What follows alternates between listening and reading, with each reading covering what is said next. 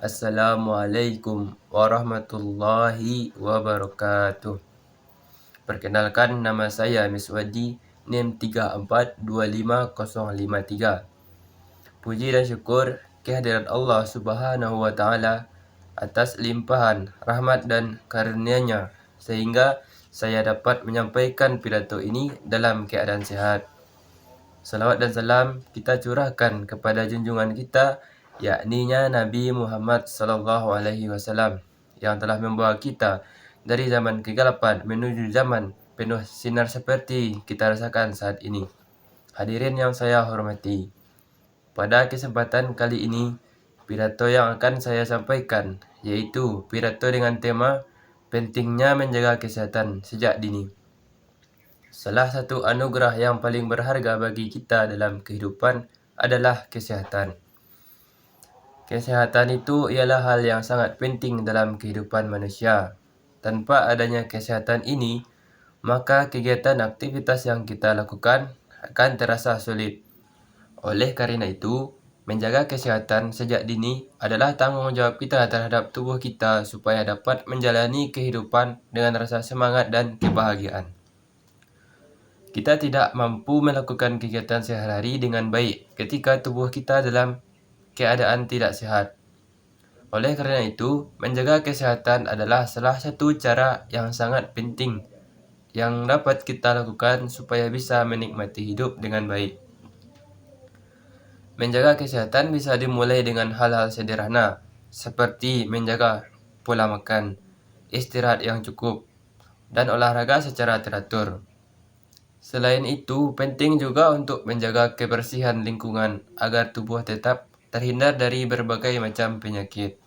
Sebagaimana firman Allah Subhanahu wa Ta'ala dalam Al-Quran Surat Al-A'raf ayat 31, yang artinya, makan dan minumlah, tetapi jangan berlebihan.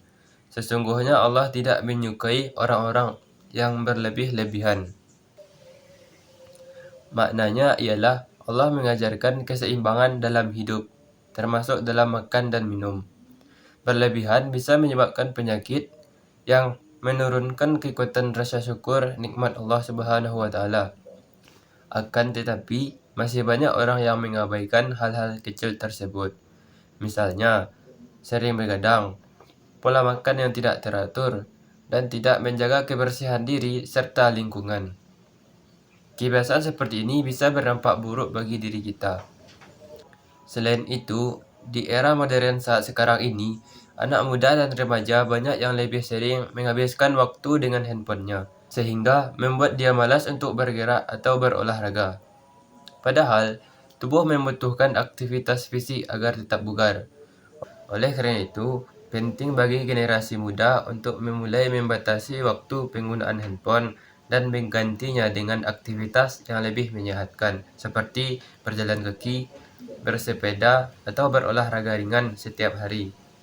Tidak hanya itu, menjaga kesehatan juga bisa dimulai dari pola pikir dan lingkungan sosial kita.